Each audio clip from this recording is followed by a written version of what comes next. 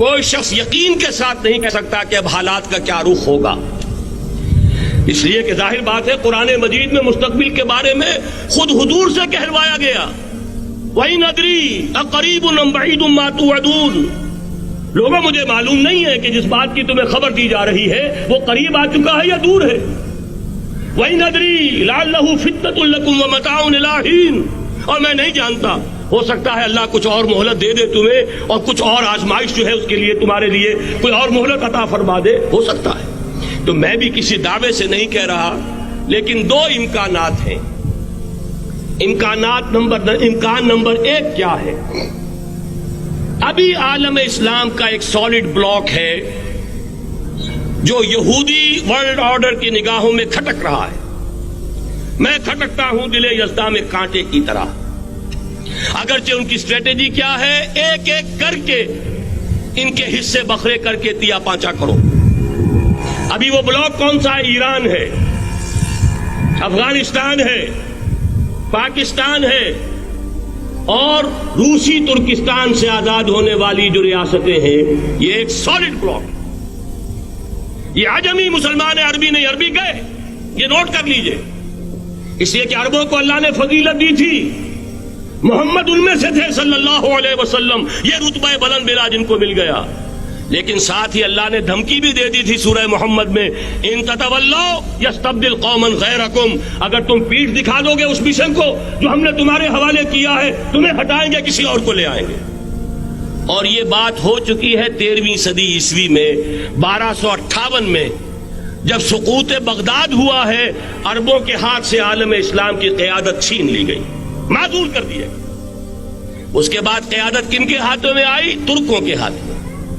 Terken تیموری ہندوستان میں، Terken صفوی Iran میں، Terken Seljuqi middle asset میں، اور ترکان عثمانی کا تو کہنا ہی کیا ہے، وہ ایشیا مائنر سے چل کر آپ کو معلوم ہے کہ مشرقی یورپ کا کتنا بڑا علاقہ، دی گریٹ آٹومان امپائر اس صدی کے آغاز تک قائم تھی۔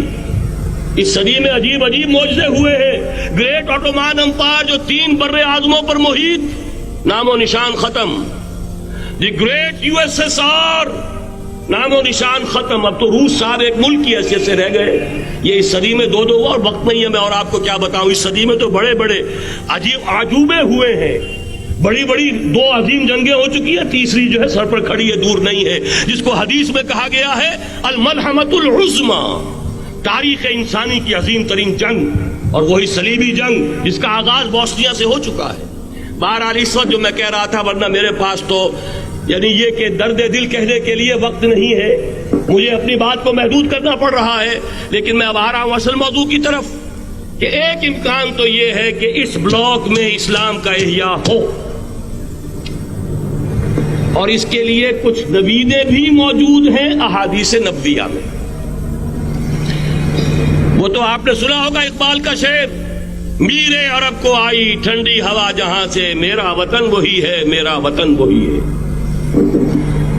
حدیث میں آتا ہے یخرج ناس من المشرق یؤتون للمہدی یعنی سلطان ہی، مشرق سے فوجیں نکلیں گی کہ جو کہ مہدی کی حکومت قائم کریں گی، اور یہ ہوں گے حضرت فاطمہ کی نسل ہی سے رضی اللہ تعالی عنہا، لیکن عالم عرب کے اندر پھر ایک طاقت بن کر ابھریں گے، باطل کی قوتوں کے خلاف جہاد کریں گے، لیکن ان کو مدد آئے گی 2 طرف سے، ایک زمینی مدد آئے گی مشرق سے، ایک آسمانی مدد آئے گی، عیسیٰ ابن مریم کا نزول، حضرت مسیح علیہ الصلوۃ والسلام جو زندہ آسمان پر اٹھائے گئے تھے نازل ہوں گے، اور در حقیقت ان 2 مددوں کے نتیجے میں پھر یہود کا قلع قمع ہوگا، اور یہی گریٹر اسرائیل ان کا گریٹر گریو یارڈ بن کر رہے گا، عظیم تر قبرستان بن کر رہے گا۔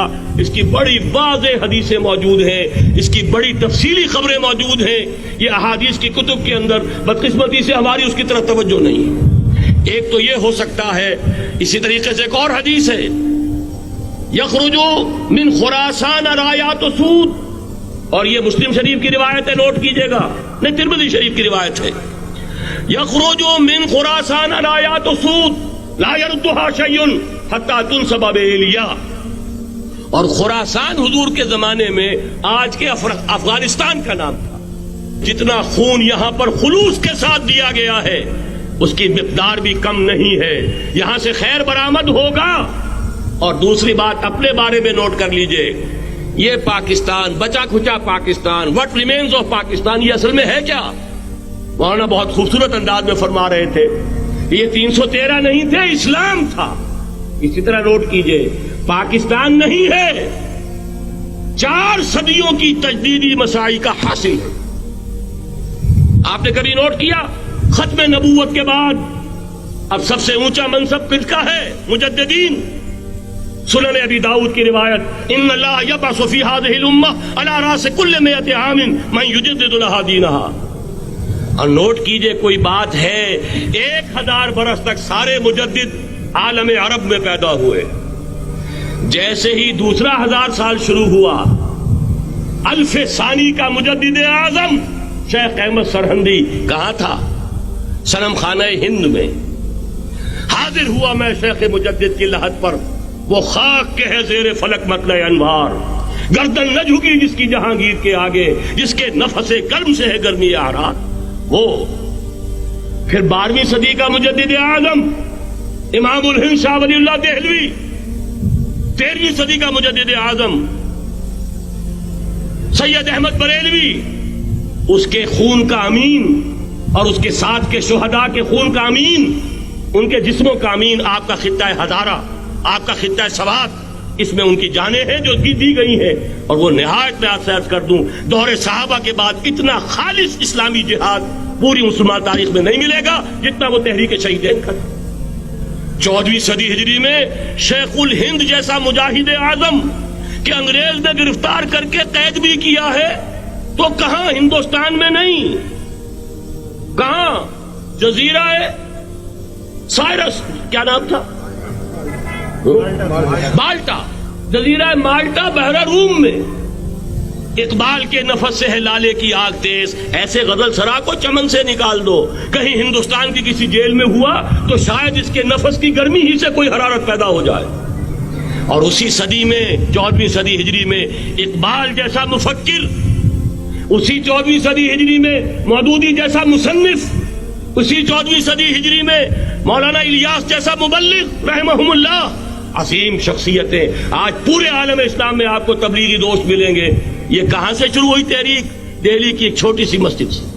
وہ مسجد بنگلے والی اب تو بڑی عالیشان ہو گئی ہے, جب وہاں شروع ہوا تھا کام بڑی چھوٹی سی مسجد. یہ سارے کام یہاں کیوں ہوئے؟ پورا عالم اسلام آزاد ہوا, کہیں نعرہ اسلام کا نہیں لگا, کہیں عرب قومیت پر, کہیں کسی اور عصبیت پر تحریکیں چلی ہیں. صرف تحریک پاکستان تھی کہ پاکستان کا مطلب کیا, لا الہ الا اللہ.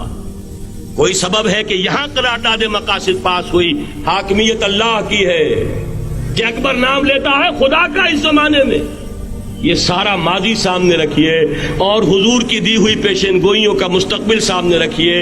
ان دونوں سے ثابت ہوتا ہے اس خطہ ارضی سے کچھ ہونا ہے.